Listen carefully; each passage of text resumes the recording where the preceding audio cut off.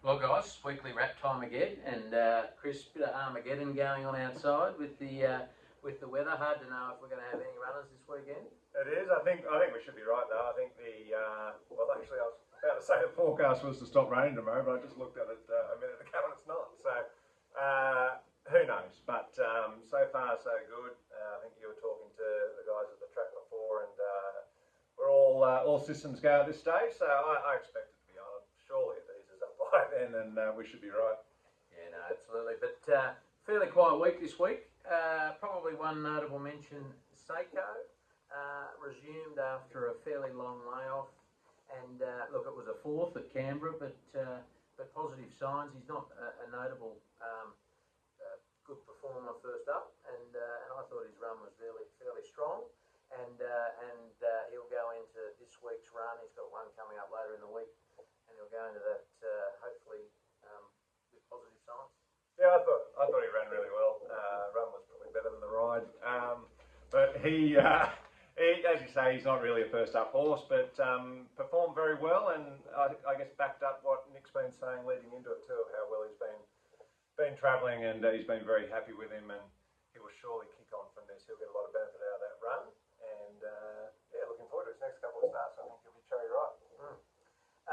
Before we go into this week's runners, I probably should call out sad week in the industry for we lost Stefano Cerci, who was an Italian jockey doing basing himself out of Warwick Farm and Annabelle's stable, and he unfortunately had a fall late last month and never recovered. No, that's right. It's dreadful news. It's just another reminder of how dangerous the sport can be. And I'll retract my negativity on the ride there of Seiko, because it does remind you can't be negative. These jockeys, what they're putting on the line, and the split second decisions they've got to do, and the pressure they're under in such a dangerous environment too at times. So yeah, all our thoughts go out to his family. It's just tragic news for such a young man. So yeah, of course, thoughts for family and friends, and also everyone at the Annabelle Neasham stable. I know they were quite rocked by it. So this week, as we mentioned, Armageddon outside.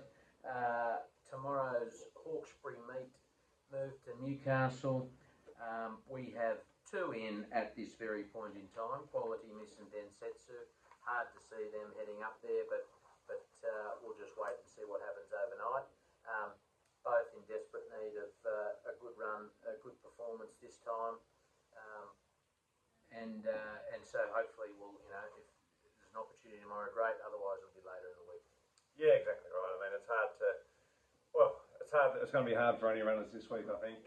But we'll see what happens there. I think Quality Miss has run second on a heavy before, and then Densetsu, very inconsistent performer.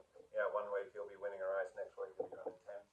So it's hard to know what he is going to put out there. But we'd love to see him wherever he turns up perform well and try and build a bit of consistency.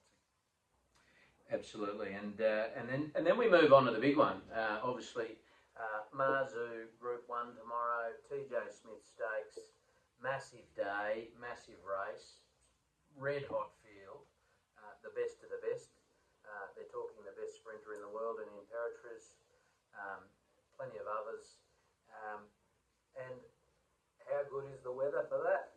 Well, finally, we've been doing the rain dance for months, it seems, and finally the rain gods have produced the goods. But wouldn't it be our luck if it was all called off and got too wet? But yeah, as we all know, Marzu, he does love the wet going. Unfortunately, when you look through the field, and this is what typically happens at this level too, the elite horses, not always, but it seems to be a much greater proportion handle the wet going. I think it's just part of their mental makeup. They're confident no matter what the surface, but no doubt about it, it certainly helps Marzu's cause, and yeah, can't wait to see him have a crack. So fingers crossed, and he has a bit of luck there, but geez, I'd love to knock over this race. Absolutely. So fingers crossed the rain clears in the morning. Good luck to all of the owners, those on track and abroad, and yeah, no, it would be a fantastic result. So we'll see how it goes, but always exciting to have a horse in a Group 1. Trials on Monday. Now again, still in a bit of question. We've got Peter Rant and firm agreement down for Monday trials, dependent on track and weather.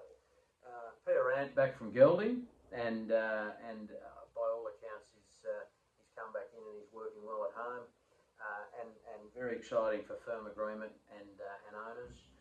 First trial, so be great to see him step out, and I think he's been performing quite well at home too, and yeah, can't wait to see how he goes. Yeah, I think they've been happy there, but nice to get them going. A couple of youngsters and give them that experience, and yeah, it'll be interesting to see how they handle a very much a waterlogged track. Just really want them to have a nice, confident building exercise, I think, out there at trials. Absolutely. What are you laughing at? I'm just wondering where you think you're on a boat. You're rocking back and forth. I've noticed that in the past. Another very exciting day, if it happens, Kembla Grange on Tuesday. We have our import Hiawatha going around for his first Australian run. Yep. Over 2,000 metres. Jason Collett on board. Very early days, and he's still got a lot to learn. But exciting to see him step out, whether it's on Tuesday or later next week. Yeah, and it'll be it's a different feeling having a horse start at 2,000 metres. Yeah, it is. It's not often we have them doing that, but he's that type of horse who's capable of doing that. And it's exciting to get a horse like this underway, and I'm sure all the owners are looking forward to it as well. But I've got to keep reminding myself, he's still doing things wrong in his work. Like Annabelle was saying the other day, he was on and off a bit, things like that. He can get his head up at times. So I've sort of naturally been thinking that he's, an older, more experienced horse. But I've got to keep reminding myself he'd only had the 5 starts, and then it's had a big long break.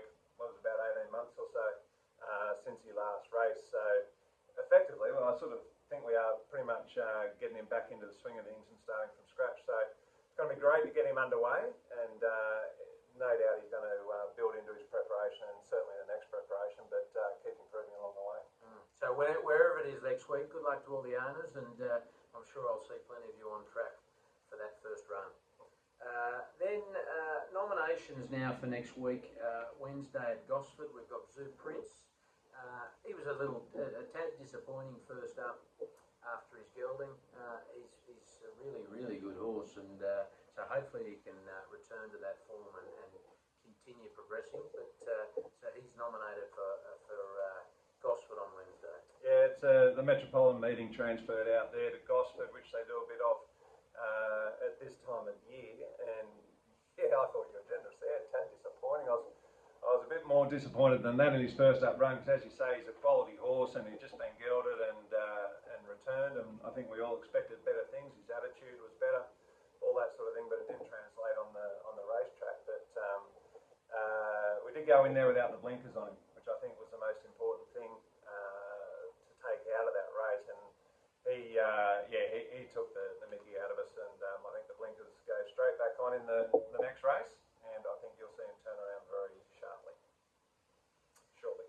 And then Thursday at Wyong, we've got those 2 nominated that are down for Newcastle tomorrow, but we've also got Full Revolution. She's nearly a month between runs. Peter and Paul have made the decision to space her out a little, just because she's been feeling her joints a bit, but they're very happy with her work at home, and she's coming off a very strong run, so be nice to see her go that one better this time. Yeah, 100%.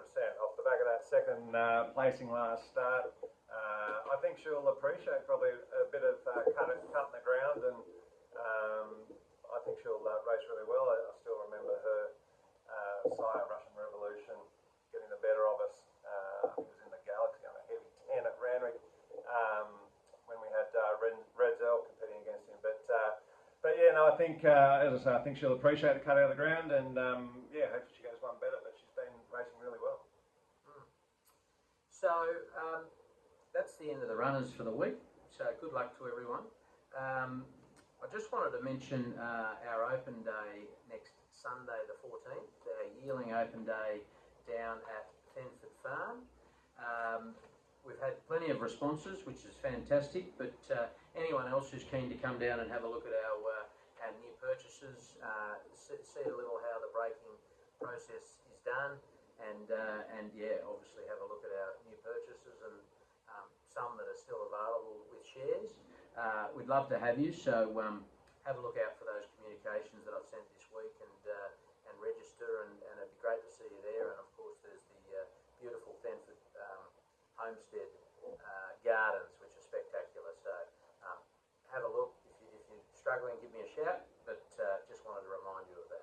Yeah, it'd be a great morning and get a bit of an insight into the breaking in process as well. Greg Bennett's going to be giving a few demonstrations, which I think is always great to show people, a bit more than race day, and see what goes on behind the scenes a little bit. So anyway, get your pads, your calculators, and everything else out.